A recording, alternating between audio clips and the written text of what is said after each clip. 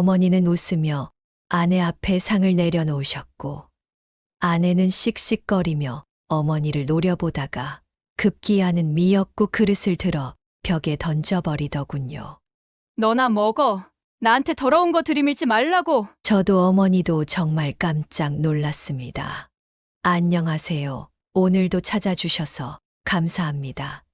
오늘은 대전 유성구에 살고 있는 박희용님의 사연입니다. 처음에 들어보셨던 것처럼 며느리에게 무언가 굉장히 큰 사건이 있었던 것 같은데요. 무슨 일이 있었는지 제보된 사연 읽어드리겠습니다. 들어보시고 박희용님께 위로든 조언이든 해줄 수 있는 말이 있으면 말씀해 주시길 바랄게요. 좋아요와 구독 그리고 알림 설정 눌러주시면 매일 올라오는 사연 함께 들어보실 수 있습니다. 그럼 사연 바로 읽어드리겠습니다. 안녕하세요. 저는 딸 하나를 두고 있는 평범한 가정의 가장입니다. 아이가 태어나면 온 집안의 웃음이 끊이지 않고 화목함이 더 가득 찬다고 하잖아요. 그런데 저희 집은 반대입니다. 아이가 태어나면서 제 인생에서 가장 큰 사건이 터져 버렸어요. 물론 아이 탓은 아닙니다. 단지 그동안 숨겨져 있었던 진실이 출산으로 인해 드러난 것뿐이죠. 흔히 부모님과의 마찰을 이야기하면 그래도 부모인데, 그래도 엄마인데, 이런 얘기들 많이 하잖아요. 그래서 주변에 알리지도 못하고 끙끙 앓고 있다가 고민 끝에 이렇게 사연을 보내봅니다. 이렇게라도 한번 털어놓고 이제 그 기억은 묻어두고 살아가려고요. 저는 홀어머니 슬하에서 큰 외아들입니다.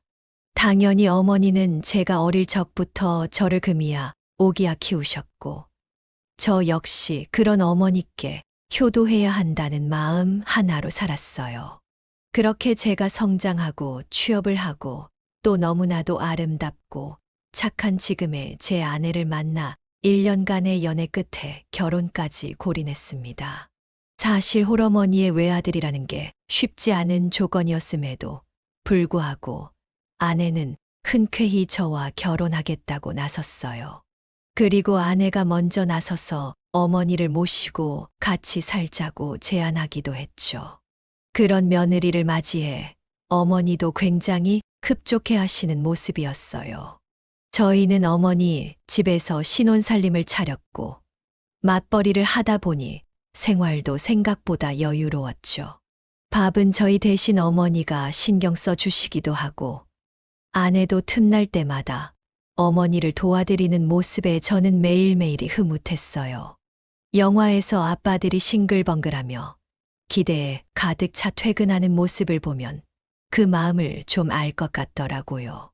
매일매일 퇴근하는 길이 즐겁고 기대가 됐죠. 제가 세상에서 제일 사랑하는 두 여자가 사이좋게 절 맞이해 주는 모습을 보면 하루의 피로가 싹 가시는 것만 같았어요. 가끔 문제가 생기기도 했지만 아내가 노력하는 모습도 너무 좋았죠. 하루는 그런 일이 있었어요. 어머니가 옛날부터 갑각류 알레르기가 심한 편이셨는데 아내는 그 사실을 몰랐던 터라 새우 동그랑땡을 만들어 저녁상에 올렸던 겁니다. 냄새나 식감으로 새우가 느껴질 정도는 아니고 정말 밀양이라서 저랑 어머니도 그냥 모르고 지나갔는데 그날 새벽에 갑자기 어머니 입술이랑 얼굴이 퉁퉁 붓기 시작하고 호흡도 힘들어 하셔서 응급실에 가고 나서야 저녁에 먹은 동그랑땡이 문제였다는 걸 알 수 있었죠. 아내는 당황한 건지 무언가 말을 하려고 하는 건지 안절부절하는데 침대에 누운 어머니가 아내 손을 잡고 말씀하시더군요. 괜찮아. 그럴 수도 있지. 몰라서 그랬지 뭐. 내가 미리 말을 했어야 되는데 괜히 신경 쓰게 해서 미안해. 걱정하지 마라, 알았지? 많이 힘드실 텐데 그 와중에 제 아내를 신경 써 주시는 어머니 말씀에 제가 다 마음이 울컥할 지경이었어요. 그 후 아내는 저에게 어머니가 뭘 좋아하는지, 뭘 싫어하시는지를 꼼꼼히 묻더군요. 자기가 하면 안 되는 말이나 행동 같은 게 있냐면서 말이에요.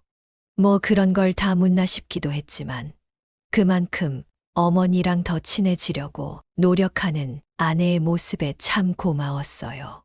그래서 주말이나 혹은 제가 좀 일찍 퇴근하는 날이면 일부러 데리고 나와 영화도 보고 드라이브도 하러 가고 그랬는데 언제나 외출은 2시간을 넘기지 못했습니다.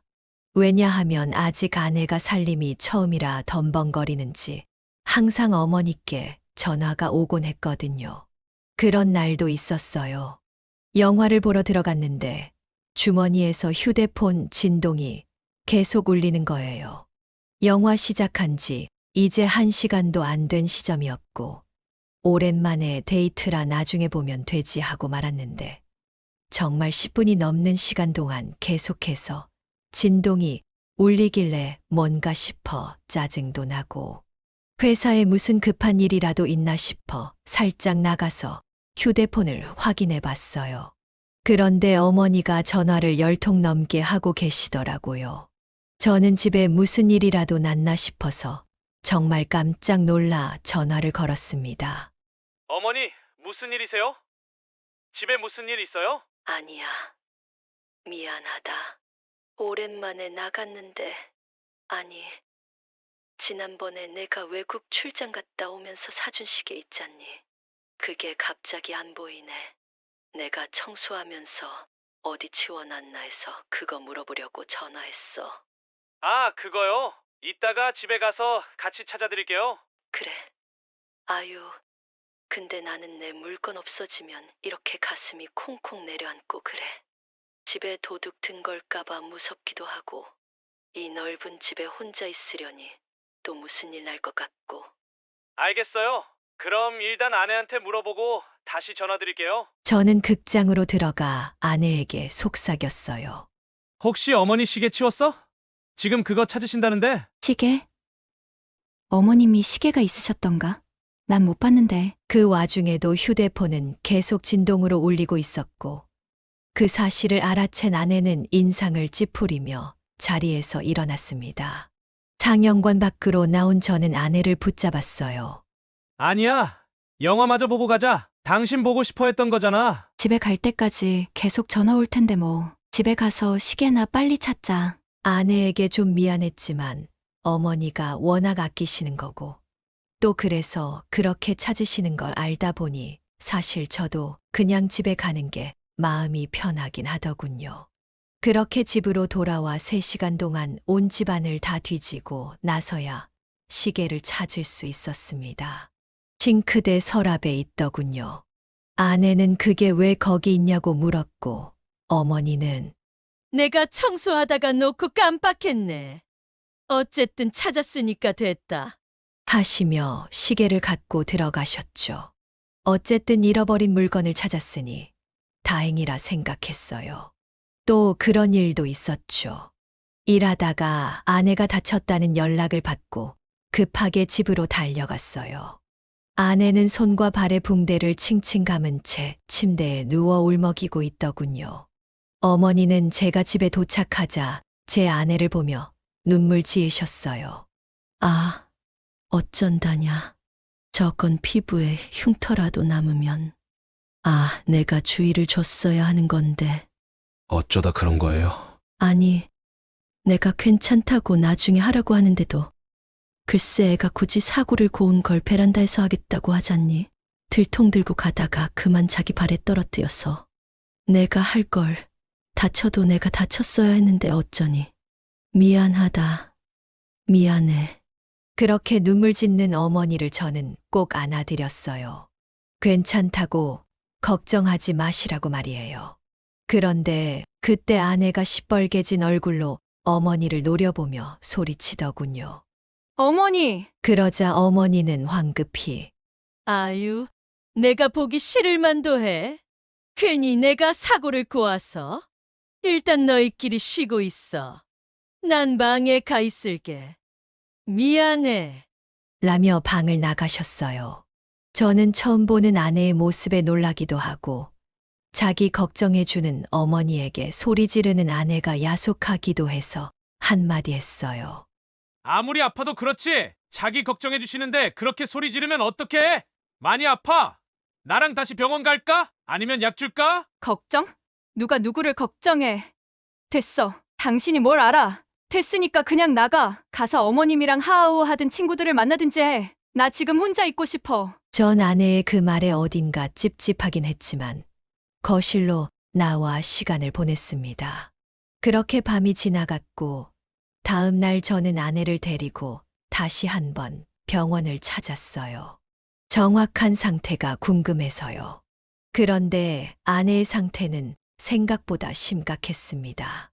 어제 응급처치는 다 해드렸지만 환자분은 일단 부상 정도가 심합니다. 화상도 있고 새끼발가락은 골절되기까지 해서 다각적인 치료가 필요해요. 당분간은 다친 부위 사용하시면 안 되니까 쉬면서 회복에만 집중하시고요. 의사 선생님의 말씀에 아내는 눈물을 뚝뚝 흘렸습니다. 그러면서 뭐라고 중얼거리는데 뭐라는지 하나도 안 들리더라고요. 그날 이후로 아내는 회사를 그만두고 집에서 쉬며 회복에만 전념했습니다. 그런데 사건 이후로 뜨거운 국물에 대한 트라우마가 생겨서 국물 요리를 못 먹더군요. 국밥이며 찌개며 하물며 국물이 자작한 볶음 요리까지도요. 저와 어머니는 그런 아내를 위해 항상 마른 반찬 위주로 식사를 하면서도 조금씩 심리적 상처를 감싸 안아주려고 노력했어요. 그럼에도 불구하고 어느 순간부터 집안 분위기가 이상하더군요. 어머니는 분명 아내를 살뜰히 챙겨주시고 계신데 아내 반응이 좀 무덤덤해야 할까, 감흥이 없다 해야 할까. 그래서 슬쩍 말을 건네봤죠. 아내에게 물어봤어요. 요즘 무슨 일 있어? 어머니 말씀에 별로 대꾸도 안 하고 분위기도 그렇고 많이 힘들어? 아직 예약 날짜까지 남긴 했는데 우리 내일이라도 병원 가볼까? 아니, 어머니 말이야. 아니야 됐어. 아내는 그 말만 남기고 침대에 돌아누워 버렸어요. 아무래도 몸이 아프니까 힘들어서 그런 걸 수도 있겠다 싶어 저도 더 이상 뭐라고 말하지 않았어요. 다만 다음 날 출근하면서 어머니한테 아내를 좀 더 잘 부탁드린다고 신경 써달라고 부탁드렸죠. 어머니, 아무래도 제가 빨리 출근하고 늦게 퇴근하다 보니까 아내가 어머니랑 있는 시간이 더 길잖아요. 응, 그렇지. 그게 왜? 제가 없는 동안 아내 좀 잘 부탁드려요. 요즘 몸이 좀 힘든가 봐요. 제가 잘 챙겨주려고 하는데 아무래도 시간이 부족하니까. 그래. 걱정 말고 넌 얼른 출근이나 해. 내가 새아기랑 얘기도 해보고 잘 보살펴 줄게. 저는 그 말에 가벼운 마음으로 출근을 했습니다. 퇴근했을 때쯤이면 아내 기분이 좀 좋아져 있겠지. 어쩌면 싱글벙글 하고 있을지도 모르겠다 하면서 말이에요. 하지만 제 예상은 완전히 빗나갔습니다. 집에 돌아갔을 때 어머니는 싱글벙글 웃고 계셨지만 아내는 방에 들어가 있는지 보이지 않더라고요. 제가 들어가자 어머니는 후다닥 현관으로 나와 제 가방을 받아주시며 고생했다고 맞아주셨어요. 근데 아내는요? 아까 피곤했는지 방에 들어가서 자는 거 아닐까? 그렇게 방에 들어갔는데 아내는 불도 안 켠 채 깜깜한 방 안에서 침대 끝에 걸터 앉아 멍하니 허공을 바라보고 있더군요. 제가 아는 아내의 모습이 아니었어요. 그 순간 본능적으로 심장이 쿵 하고 내려앉는 것만 같았습니다. 이유는 모르겠지만 불안감이랄까, 위기감이랄까 그런 것들이 엄습하는 기분이었어요. 왜 그래? 우리 분가하자. 갑자기 그게 무슨 소리야? 이렇게 살다가는 내가 미칠 것 같아서 그래. 우리 분가하자. 월세 원룸이라도 좋아. 어디 작은 방이라도 좋아. 제발 분가하자. 나 좀 살려줘. 저는 도대체 아내가 무슨 말을 하는 건지 영문을 모르겠더라고요. 그래서 일단 아내를 진정시키며 말했죠. 여보, 우리가 당장 분가하면 어머니는 어떡해? 내가 먼저 어머니 외로우시니까 모시고 살자고 했었잖아. 애기 나오면 돌봐줄 사람 필요하고 그렇지 않겠어? 아내는 아무 말도 못하고 눈물만 주룩주룩 흘리더군요. 나 힘들어. 너무 힘들어. 알아. 많이 아프고 힘들지. 내가 더 노력할게. 우리 조금만 더 힘내보자. 알겠지? 그렇게 밤새 아내를 안고 토닥이며 겨우 달랬습니다. 시간이 지날수록 아내의 부상은 조금씩 호전되기 시작했고 그 사이 저희에게 축복이 찾아왔습니다. 아내가 임신을 한 거였어요. 그래서 저도 어머니도 아내에게 많은 신경을 쏟아보며 노력했지만 출산이 다가올수록 아내는 점점 예민해지고 행동도 많이 거칠어졌어요. 임신하면 흔히 있을 수 있는 일이라고 해서 그냥 그러려니 했죠. 어머니도 임신하면 원래 그럴 수 있다고, 애 낳고 나면 달라질 거라고 말씀해 주셔서 저는 크게 걱정하지 않고 출산일만 기다리고 있었습니다. 보통 아이의 성별을 알면 아이에 대한 애착이 더 생긴다던데 어쩐지 제 아내는 반대였어요. 임신 20주가 다가올 때쯤 병원에서 아유, 애기가 엄마 닮았네요. 아주 미스 코리아 나와도 되겠네. 라고 하셔서 딸이라는 사실을 알고 있었는데 그로부터 얼마 후부터 딸을 위한 출산용품을 쇼핑한다거나 아기를 맞을 준비를 하는 대신 다리를 떨고 손톱을 물어뜯으며 어딘가 초조한 모습이었죠. 저는 그냥 출산이 처음이라 두려워서 그러는 줄 알았어요.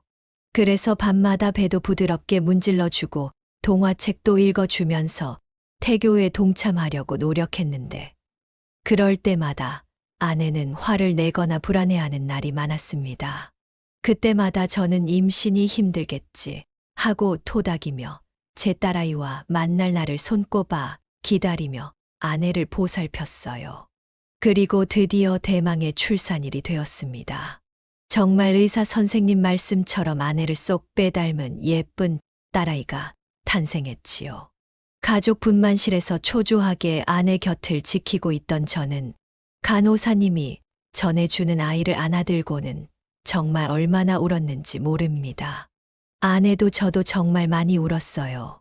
밖에서 초조하게 기다리고 계신 어머니와 장모님, 장인어른께도 빨리 손녀를 보여드리고 싶었어요. 원래 가족 분만실이라 같이 들어오셔도 되는데 어른들이 같이 들어오면 아내가 불편해할까봐 굳이 밖에서 기다리고 계셨거든요. 그래서 더 빨리 손녀를 보여드리고 싶었어요. 하지만 절차라는 게 있어 제가 그대로 아이를 데리고 나갈 수 있는 건 아니더군요. 아이가 신생아실로 이동할 때까지 저는 아내의 손을 잡고 연신 고맙다고 수고했다고 머리를 쓰다듬어 주었죠. 그런데 아내는 여전히 눈물을 멈추지 못한 채 허공만 응시하고 있었습니다. 뒤늦게 아이를 보신 저희 어머니, 장모님, 장인어른은 서로 손을 부여잡고 감격해 하셨습니다. 사돈, 축하드립니다. 우리 집안에 경사가 났네요. 경사가. 그러게나 말입니다. 이게 다 사돈께서 예쁜 우리 며느리 낳아주신 덕분입니다. 우리 아이가 이렇게 예쁜데 다른 아이들 사이에서도 벌써부터 혼자 빛이 납니다. 이 일을 어쩌면 좋다 합니까? 하면서 웃음과 함께 즐거운 분위기가 흘렀죠. 그렇게 병원에서 출산을 마치고 며칠간의 입원이 끝난 뒤 아내와 아이는 집 근처 산후조리원으로 향했습니다. 어머니가 직접 산후조리를 해주겠다고 하셨지만 아내가 반대했거든요. 아내 입장도 이해는 됩니다. 자기는 누워있고 시어머니가 조리를 해주면 마음이 불편할 테니까요. 그래서 저도 요즘은 다들 산후조리원에서 조리해요. 거기서 정보 같은 것도 많이 알려주고 해서 조리원 가는 게 더 나아요. 라고 둘러대며 어머니와 아내의 사이를 중재했습니다. 다행히 어머니도 이해하셨고 저는 2주간 회사, 조리원, 집을 오가며 바쁜 생활을 했습니다. 그렇게 2주가 지나고 아내와 아이를 데리고 집으로 돌아왔어요. 왜인지 아내는 긴장한 기색이 역력하더군요. 왜 그래? 왜 그렇게 얼어있어? 집이 오랜만이라 그래? 그냥 좀 갑자기 어색하네. 긴장도 되고. 아유, 긴장하게 뭐 있어? 우리 집인데 얼른 들어가자. 저는 대수롭지 않게 생각하고 아내와 아이를 데리고 집으로 갔습니다. 이미 어머니가 저희 방에 아기 침대도 놓고 모빌도 달아 예쁘게 꾸며 놓으셨더라고요. 아, 이걸 언제 다 하셨어요? 저한테 시키시지 혼자 힘들지 않으셨어요? 이 정도 가지고 뭘? 할미가 돼서 이 정도는 해줄 수 있다. 이렇게 예쁜 손녀가 세상에 또 어디 있다오. 하며 어머니가 저희 딸의 뺨을 쓰다듬으려 하자 아내가 자기 몸 쪽으로 거칠게 아이를 당겨 안고는 방으로 들어가 문을 닫아버렸습니다. 아, 저 사람이 아직 좀 예민해서 그런가 봐요. 죄송해요, 어머니. 아니다. 아니야. 원래 애 낳는 일이 그렇게 쉽지가 않아요. 네가 잘 보살펴줘. 내가 미역국 끓여놨으니까 이따 갖다 줄게. 네, 알겠어요. 제가 방에 들어갔을 때 아내는 이미 아이와 침대에 누워 눈을 감고 있는 상태였습니다. 자기 아무리 그래도 좀 심한 거 아니야? 어머니가 손녀 한번 만져보려고 하시는 게 그렇게 고가웠어? 약간 짜증 섞인 말투로 말을 걸자 아내는 인상을 쓰며 일어나더군요. 왜 만지는데? 만지는 이유가 뭔데? 좋아하지도 않으면서. 그게 무슨 소리야? 어머니가 첫 손녀라고 얼마나 예뻐하시는데. 웃기고 있네. 그거 다 쉬어야 쓸데없는 기집애 가졌다고 매일같이 구박하던 게 누군데. 누가? 어머니가 그랬다고? 너 아무리 힘들고 예민해도 할 말 안 할 말은 좀 가려해. 왜 사람을 모함해? 더 챙겨주시려고 미역국까지 끓여놓고 기다리시는 분을. 미역국은 누가 먹는데? 뭘 넣었을 줄 알고 어떻게 먹어? 나 그 미역국 안 먹어. 절대 안 먹을 거니까 방 근처에도 가져오지 마. 아내는 씩씩대고 있었고 저도 화가 머리끝까지 오르기 직전이었어요. 그때 방문을 노크하는 소리와 함께 어머니가 들어오셨습니다. 작은 상에 미역국 한 그릇과 밥 한 그릇을 올려서 말이죠. 아이고, 아가 배고프지? 원래 모유수유하면 시도 때도 없이 허기지고 그래? 밥 한 숟갈 뜨고 잠을 자든 쉬든 해. 그래도 몇 주 만에 집에 왔는데 줄 수 있는 게 이것뿐이라 어쩌니?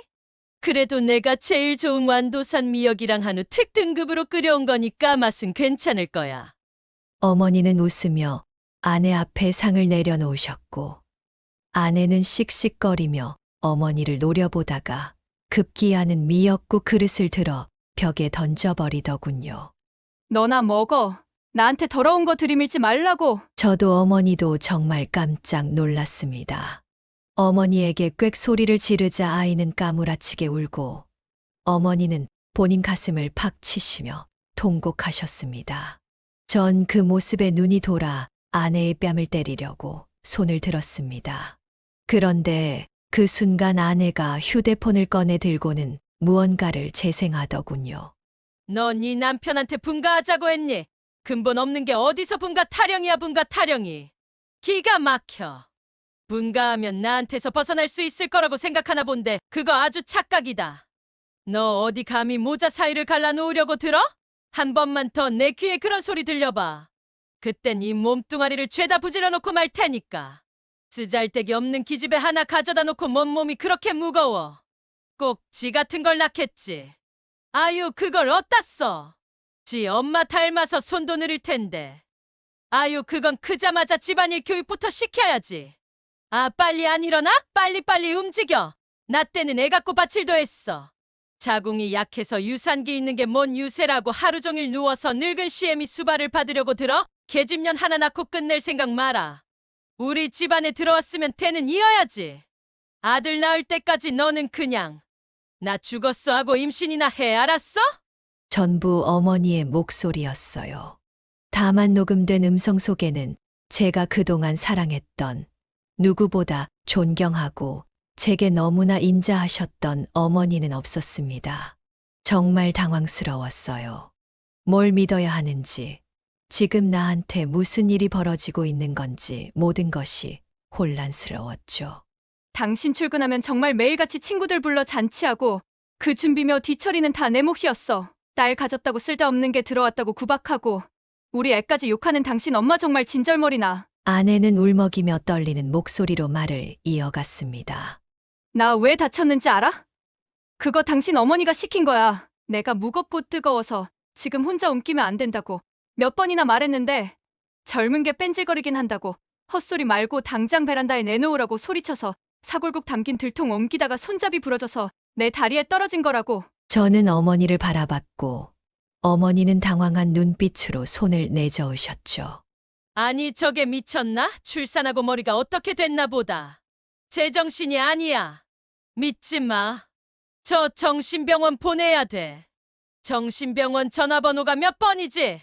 그러자 굵은 눈물을 뚝뚝 흘리던 아내가 버럭 소리를 질렀습니다. 미친 건 내가 아니라 당신이야. 아들 앞에서만 잘해주는 척하는 시어머니인 척. 그 두 얼굴에 내가 얼마나 혼란스러웠는 줄 알아? 내가 얼마나 힘들었는지 알아? 새우 사와서 나보고 새우 동그랑땡 만들라고 시키더니 그거 먹고 응급실에 실려가질 않나. 동네 사람들한테 내가 밥 안 준다고 욕하고 다니질 않나. 사람 힘들게 하려고 작정했어. 도대체 나한테 왜 그러는데? 왜? 저는 그제야 상황이 파악됐어요. 그리고 제 분노의 화살은 어머니에게로 향했습니다. 어머니도 그 사실을 눈치챘는지 빗걸음을 치며 당황하시더군요. 아니 그게 아니라. 내 말 좀 들어봐라. 저는 그 순간 아내의 손을 잡고 한 손에는 아이를 안아들고 현관으로 향했습니다.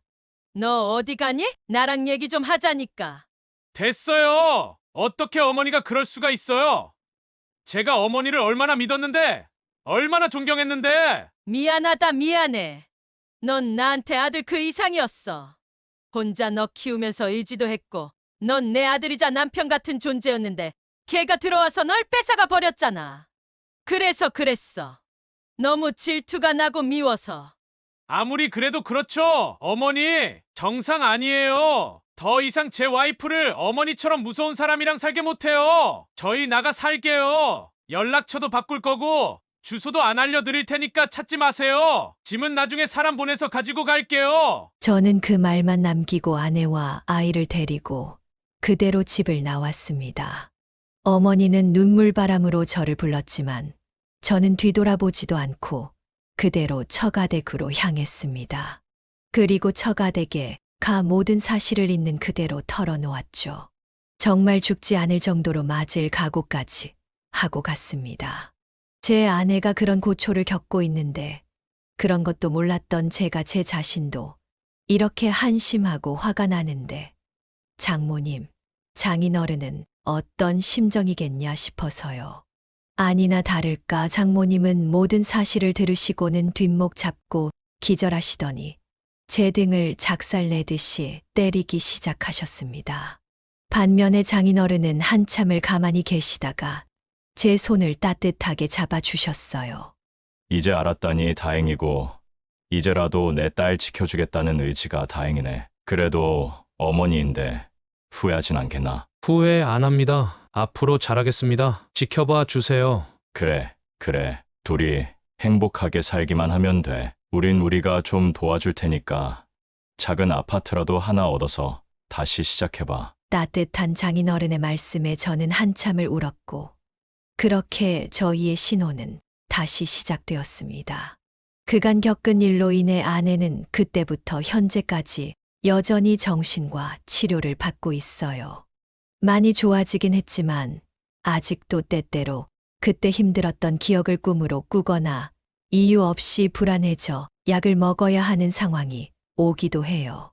그래도 딸아이 키우면서 좋은 엄마로, 좋은 아내로 잘 버텨주고 있어서 제가 너무 고마워하고 있어요. 집에서 나온 뒤로 어머니와의 연락은 모두 차단했습니다. 어떻게 알았는지 어머니가 저희 집으로 딱 한 번 찾아온 적이 있었습니다.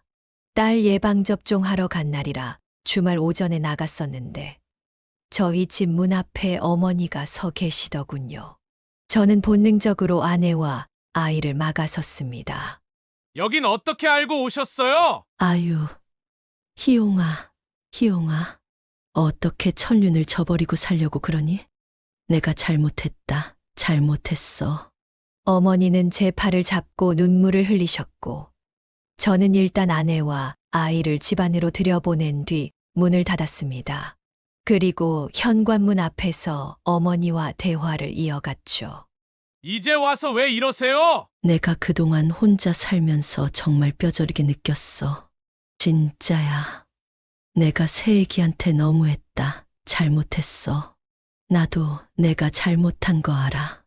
이제 안 그럴게. 진짜 친엄마처럼 잘해줄게. 우리 손녀한테도 내가 할머니로서 제대로 할게. 그러니까 한 번만 더 기회를 줄 수 없겠니? 내가 모든 걸 다 아낄게. 모든 걸.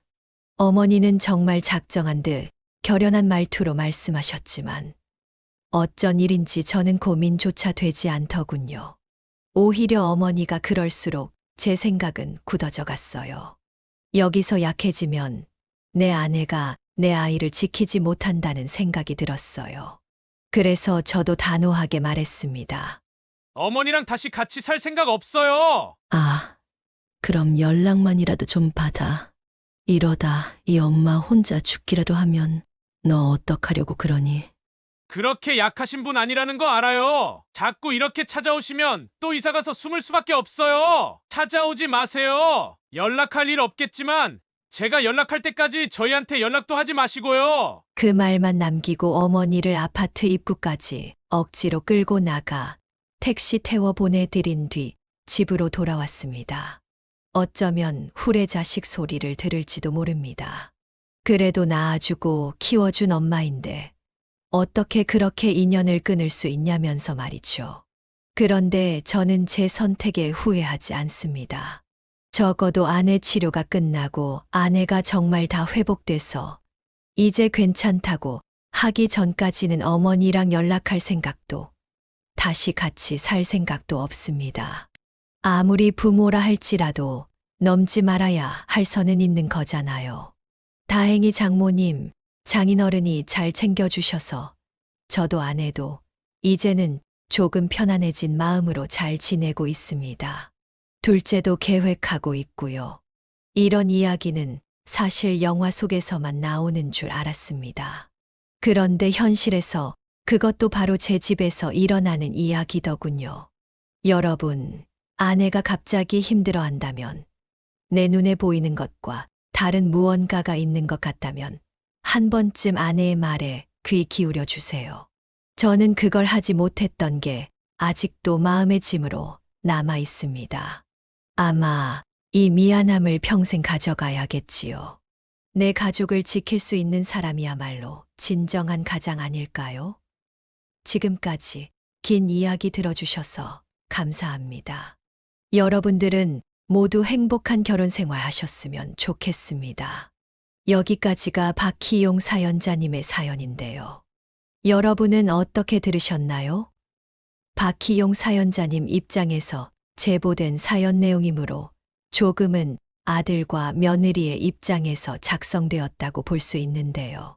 저는 사연자님께서 받으신 충격과 그로 인한 대처는 적절했다고 생각됩니다. 하지만 모자관계는 천륜이니 조금 용서를 해주는 건 어떤가 하는데 여러분의 생각은 어떠신가요? 같이 댓글로 의견 나누어 보았으면 합니다. 재밌게 보셨다면 구독과 좋아요, 그리고 알림 설정을 해주시면 매일 올라오는 사연을 바로 확인하실 수 있습니다. 감사합니다. 그럼 다음 사연에서 뵙겠습니다.